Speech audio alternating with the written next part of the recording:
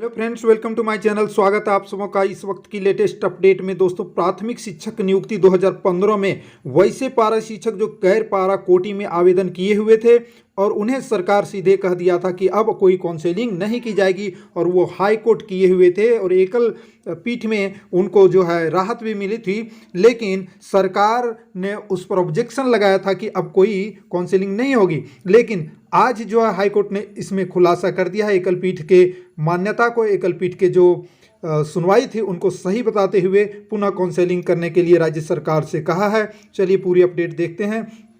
वर्ष 2015 में 15 के प्राथमिक शिक्षक नियुक्ति में गैर पारा शिक्षक श्रेणी में आवेदन करने वाले शिक्षकों को झारखंड हाईकोर्ट से राहत मिली, बड़ी राहत।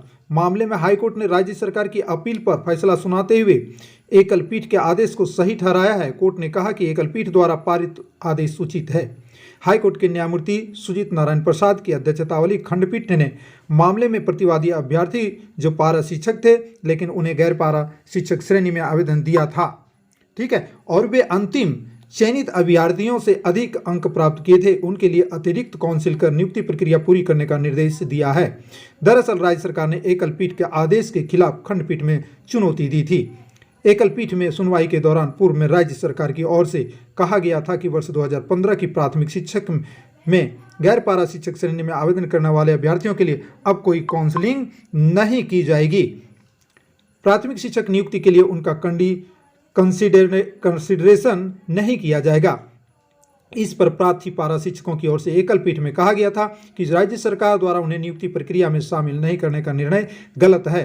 हाईकोर्ट की एकल पीठ ने राज्य सरकार के इस आदेश को गलत माना था, उस समय भी गलत माना था। साथ ही हाईकोर्ट की एकल पीठ ने आदेश दिया था कि वैसे पारा शिक्षक जो उक्त नियुक्ति में गैर पारा शिक्षक श्रेणी में आवेदन किए थे, जिनके अंक अधिक अंतिम चयनित अभ्यर्थी से ज़्यादा, उनके संबंध में उनकी कार्रवाई की जाए, उनके लिए अलग से काउंसलिंग की जाए। हाईकोर्ट के एकल पीठ के इस आदेश के खिलाफ राज्य सरकार ने खंडपीठ में अपील दायर की थी। खंडपीठ ने राज्य सरकार की अपील पर सुनवाई कर पूर्व में आदेश सुरक्षित रख लिया था। हाईकोर्ट की खंडपीठ ने अपने आदेश में कहा कि पारा शिक्षक जो पारा शिक्षक कैटेगरी में शामिल हुए थे, गैर पारा शिक्षक श्रेणी में शामिल हुए थे, ऐसे पारा शिक्षकों ने अपने आरक्षण का लाभ नहीं लेने का निर्णय लिया था। अंतिम चयनित अभ्यर्थियों से ज़्यादा अंक लाने वाले प्रतिवादियों के लिए अतिरिक्त काउंसलिंग की जाए और नियुक्ति प्रक्रिया पूरी की जाए। यानी कि एक बार फिर से वैसे जो छूट गए हैं, जिनका अभी तक सरकार नहीं की है, उन्हें एक बार फिर से नियुक्ति का मौका मिलेगा, नियुक्त होने का मौका मिलेगा, शिक्षक बनने का मौका मिलेगा। तो इस प्रकार से देखिए, ये अपडेट तो आ गई है। एक अपडेट है कि इस वक्त जो सहायक चार्ज होने जा रही है, ये बिल्कुल गलत है, सतही तरह से गलत है। इसको जो है परीक्षा की कोई ज़रूरत नहीं थी।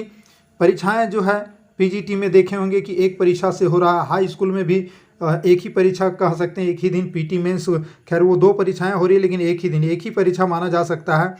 तो इस प्रकार से देखा जाए तो सरकार की जो है इस वक्त दबावपूर्ण व्यवस्था बनी हुई है। सहायक चार्ज ला करके सिर्फ भरमाने का प्रयास किया जा रहा है। जेएसएससी से कट्टरपन बातें निकल रही है, किसी का कोई सुनने वाला नहीं है। दोस्तों, इस पर आगे बढ़ना होगा, आगे आना होगा, नहीं तो फिर देखिए जो सरकार चाहेगी वो तो तमाशा बना के रखेगी। इस वक्त मैं इतना ही कहूँगा। वीडियो को लाइक करें, शेयर करें, चैनल पर नए हैं तो सब्सक्राइब करके अवश्य जुड़ें। जय हिंद, वंदे मातरम।